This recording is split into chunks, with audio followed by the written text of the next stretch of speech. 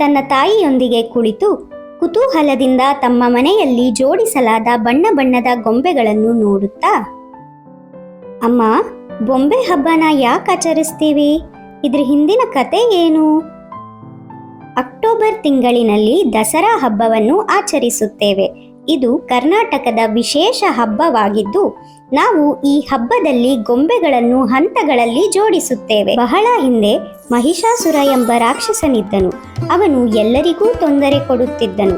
ಆದ್ದರಿಂದ ಎಲ್ಲರೂ ಸಹಾಯಕ್ಕಾಗಿ ದುರ್ಗಾದೇವಿಯನ್ನು ಕರೆದರು. ಅವಳು ಮಹಿಷಾಸುರನೊಂದಿಗೆ 9 ದಿನಗಳ ಕಾಲ ಧೈರ್ಯದಿಂದ ಹೋರಾಡಿ 10ನೇ ದಿನ ವಿಜಯ ತಂದುಕೊಟ್ಟಳು. ಈ ವಿಜಯವನ್ನು ದಸರಾ ಎಂದು ಆಚರಿಸಲಾಗುತ್ತದೆ.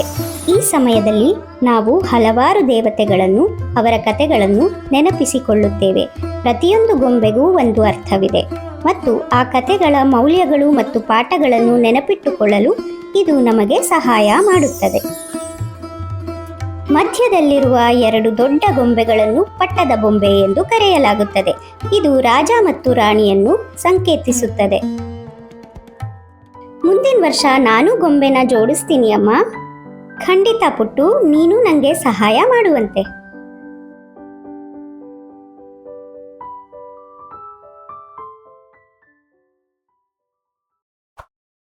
Hit like, share and subscribe.